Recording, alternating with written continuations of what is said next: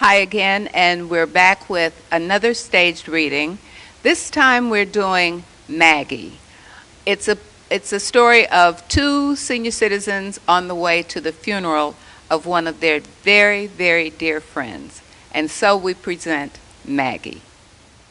Stephanie, you know I'm not one to talk about the dead, but I tell you the truth. I've never known Maggie to do anything right. She thought she was getting a bargain marrying a man younger than herself. Take my word, she'd still be alive if she stayed single. Don't worry about Maggie. Just keep your eyes on the road. Don't start complaining about my driving. I know this is your car, Mildred, but I think I should be driving. You make me nervous. Then you should have taken the senior bus. Mr. Johnson is driving that thing. I'd be all day getting to the funeral. I don't know why he has to take his water pills before he starts driving that bus. He doesn't do a thing but stop at every gas station and service station before he gets to where he's supposed to be. I wasn't about to get on that bus at 5 in the morning just to be sure we got to New Brunswick before the 9 o'clock service. I still think we would have done better if we would have took the local traffic instead of the highway. Well, how do you expect me to drive all the way down to New Brunswick from Brooklyn with traffic lights and stop signs? Look where you're going. You keep missing the lane. You have to stay inside of the white lanes. These wipers are so worn. I can hardly see the road with all this rain. Well, why didn't you get them fixed? I bet you could get a ticket for that. I didn't know it was going to rain. Do you think Maggie's boyfriend is going to be at the funeral? He said he was going. Maggie's husband's not going to like it. He sure does look pitiful, doesn't he? He should look pitiful with his pitiful self. All those promises he made her when they got married 2 years ago, he didn't do a thing but treat her like a dog and would stay away from home for days without telling her where he'd be. I know where he was. So did everybody else in that church and the center. Slow down now. Watch that car coming up on your left. There's nothing on my left. Ooh, where did he come from? Why are you putting on the brakes? Because I was going to slow down. You don't have to stop to slow down. Now pick up your speed before those people start beeping at us again. This is the rush hour. Not too fast. What happened? I almost went off the exit. I didn't see the sign in this rain. Well, you're not a race driver. You might see the signs if you stop trying to break records. Slow down. You're almost hitting 45 miles. There's a service station up ahead. Do you want me to stop? I sure do. I think you better let me drive so that we can get there sometime today. You've got to keep a steady driving pace. You can't go fast and then slow and then fast and then slow and then... I ain't studying you. You know, I was glad when Maggie found herself a nice man to take her mind off her troubles. He wasn't really doing right. Maggie was still married. You saw how Claude was carrying on. He didn't pay any attention to the fact that he was married. 71 years old, acting like he was 30. She was going to leave Claude behind. No, you're lying. You didn't know that? How did you find out? At the senior center. That's where Maggie met him. I know that. Well, good for you. Anyway, about 2 months ago, Claude thought Maggie was working all day for that lady of hers, but she got off early. When she got home, there was Claude sitting up in the living room with... Oh, that hussy. They weren't exactly talking, if you know what I mean. Did that sign say New Brunswick? Why do you wait until I start talking to ask me to read signs? I thought you were going to stop at the service station. You should have kept your eyes out for the exit sign. You're going to have to help me, Stephanie. I can't do everything. I hope you know where you're going. Those people at the center will be talking about us until somebody else dies if we miss Maggie's funeral. Don't drive too fast. You almost ran into that car. I didn't almost run into nothing. I'm only going 45 miles an hour. I think you're supposed to go faster than that on the highway. Maybe that's why those people keep beeping at you. drive like you drunk, girl. You all over this highway. Wait a minute. Those aren't your moving around glasses. Those are your reading glasses. You know fat Sister Ellison at church? With her raggedy fur coat that sheds all over her clothes. Of course I know her. I took my glasses off and lay them beside me for a second during last Sunday's service. As fat as she is, she should keep her backside still. No, she's got to be moving here and there, looking around to see who she can talk about, and plopped her indignity right on my glasses. Well, if she sat on them, there was no way you was going to get them repaired. Those were your bifocals? Certainly were. Tell you the truth, I never did like those glasses. Never could remember whether to look up or down when I was going down steps. I almost broke my neck a lot of times. These glasses aren't too bad. Get back in the right lane, Mildred. There are 3 lanes. You stay in the right lane. This is a merging lane, Mildred. You're supposed to show up in some case some idiot tries to cut in on us. That man almost ran into us. My goodness, Maggie, we nearly had company. You have to be really careful when it's men driving. They don't like us on the road. You see, talking about grandma going home where you belong, make me sick. Some of them can't wait to hit us or scare us to death. Either way, it doesn't make any difference at our age. Do me a favor and stop talking so much. You're making me nervous. What did that sign say? I don't know. I was talking. What time do you have? It's almost 8:30. How almost? We're going to be late. It's 10 past 8. That's not almost 8:30. The funeral doesn't start until 9. Seems to me we should have been at the exit already. Look at the map and find New Brunswick. I can't read a map.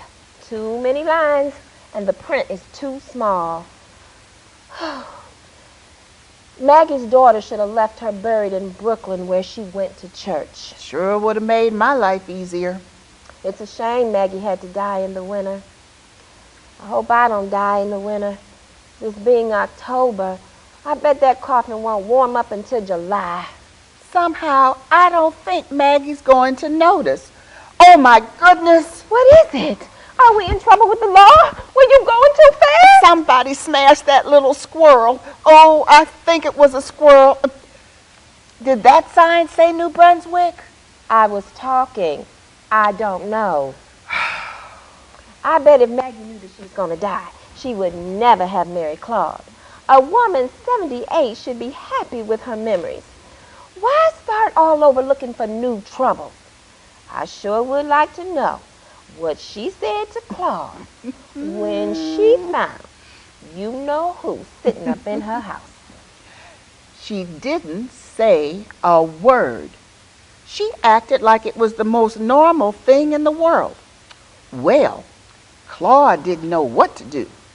His lady friend, and we both know she is definitely no lady, she left real fast. Maggie simply smiled and said, "Have a nice day." You see, Maggie needed something to convince her to leave that sorry Claude and go with Robert. Well, Claude was hot when Maggie didn't bawl him out. He said that meant she didn't really love him. Of course he felt like that because he never really loved Maggie. He only married her for her Social Security checks. Everybody knows that. Are you trying to drown us? Close that window. No, I'm hot. You got this heat up so high I can hardly breathe, and I don't need no asthma attack. I'll lower the heat, but close that window. Lower the heat first. How do you know all of that stuff happened to Maggie? I know Maggie, and I know she wouldn't put her business in the street like that. You better slow up. I can't see the road. My goodness, this is some storm. Maggie's gonna be laid to rest in a river if this rain don't let up. Good thing she's dead. She sure would drown. Do you want to hear the rest or not? Ain't nobody stopping you. Well, Maggie didn't fight with him. She never raised her voice. All she said was, Claude, you better watch your blood pressure. You don't want to get a stroke. Now, the way I understand it, she called her boyfriend. Robert. Uh-huh. She called Robert and told him what happened. Well, Robert told his sister. Who's his sister? Oh, you're kidding me. You don't know. I wouldn't have asked you if I knew. Move back into the lane. Don't move that far over. Move back just a little bit more. Oh, well, Robert's sister is married to the assistant pastor. You lie. If I'm not telling the truth, one of these lightning bolts strike me dead. Don't be talking about lightning hitting you, because I'm in this car too. That Sunday, before Maggie died, the assistant pastor was preaching. Well, now you know Maggie's husband is not about missing Sunday service. Claude's got to parade around like a peacock. I don't know how he ever made deacon. Anyway, the assistant pastor started talking about indiscretions. About what? You weren't at church. You went to Atlantic City. I had me some good luck, too. $110. Those were some heavy quarters. What did the assistant pastor say? He started talking about how deacons weren't acting right, not respecting their homes, running around, all kind of things like that. The whole church kept looking at Claude and saying, Amen. He squirmed in his seat until I thought he was going to wear a hole in his pants. When he got home, he laid Maggie out for telling everybody what happened. Of course, she didn't tell anybody except for Robert.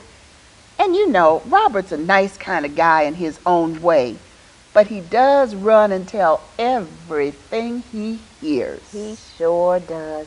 I never tell him anything. He acts kind of sissy-like.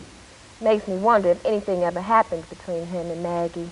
Well, I don't know about that. I'm not one to talk about the dead. Anyway, Maggie told Claude that she had talked with Robert and they were thinking about getting married. She didn't. With his temper? Oh, I would have been scared to tell him. Claude wouldn't let her answer the phone, go to work, or step out of that house. I don't know how she had strength at her age to go and clean somebody else's house anyway. Well, you get a lot of strength when you don't have enough money to buy your groceries or pay your rent. You're right about that. Claude made sure she couldn't see or talk to Robert. She couldn't stand it. She just curled up and died. Who told you that? Lizzie Brown? Lizzie Brown is senile. How are you going to believe anything she says? Shoot, 6 months ago she was telling us that she was going to make her comeback at the Apollo Theater in Harlem. She said she had already signed her contracts and was having her new costumes made. Now, how is somebody 99 years old going to be dancing any place, let alone at the Apollo? Oh, my goodness, Mildred. Sometimes I think you must be getting a touch of that forgetful disease. And you're only 66. How is it somebody going to just curl up and die? You think she's going to, that she's some kind of fairy tale? Maggie had a heart attack. The girl worked herself to death. She already had 2 heart attacks earlier this year. She didn't die from any broken heart. What time is it? 20 to 9. You better try to read that map. Are we lost? No, we're not lost. We're here. Well, where's here? Look out the window if you don't know where here is. There's a sign coming up. Slow down so that I can read it. Oh, nuts, Maggie, Mildred. Oh, what'd it say? It says to the Pennsylvania Turnpike. Now you went and did it. Oh, Lord. Everybody's going to be talking about how we were late for Maggie's funeral. This is the last time I'm letting you drive me anywhere. I should have gone with the others. I was just being nice and keeping you company. How did you stop the car? I don't know where I am, and I'm not going any farther until I find out. I certainly am not going to Pennsylvania. If you had stopped talking so much, we wouldn't be lost. You complain all the time. How am I going to concentrate? You can't stop in the middle of the highway like this. I'll put my hood up and wait until somebody stops to help us. With all this rain, nobody's going to stop. But this way they have to stop or at least slow down to go around us. Well, what if we get hit? It's raining hard, and they might not see our car until it's too late. You know what? What are you doing? I'm going to lift the hood. I'm not spending the whole day riding around. Besides, I don't know where the nearest station is, and we don't have but a quarter tank of gas left. Maggie never does anything simple.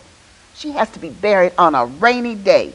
She's probably laughing at us now. Get in this car. Get in this car right now. Your arthritis is going to stiffen you up so bad until you won't be able to bend to get back in here. I'll drive. No, you will not. You will end up stalling my car. I forgot about Sister Bradley, and I sure don't want my arthritis to act up. Now, get in this car.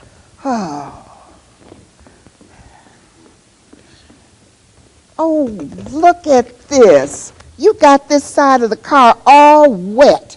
Oh, Lordy. And leaving that window open. Look at you, soaking wet from standing in the rain. And all you worry about is this old car. You must be getting as senile as Lizzie Brown. Now open up the map and start reading it and see if there are any cars coming up on the shoulder. You're clear. Just take off. This is the wrong map. Oh, this one is for New York. I must have left the New Jersey map on the bed. What time is it? 5 to 9. Don't turn the windshield wipers lower. They make too much noise rubbing against the window. Besides, they leave bigger streaks. I like the wipers at this speed, thank you. Well, why do you have to drive so fast? You keep your signs out, you keep your eyes out for the signs for a service station. We better find out where New Brunswick is real fast, or funeral or no funeral, I'm going home. I know Maggie would understand. I'm not standing out in this rain and getting sick. I got something to do tomorrow, and I already paid for my seat on the bus. Stay in the lines. You're almost in the middle lane. Let them beep all they want. You slow down before we get into a skid. I don't want to die on my way to a funeral. Turn the windshield wipers up so I can see out the window. I think you better pick up a little speed. What did that sign say? I don't know. I was talking.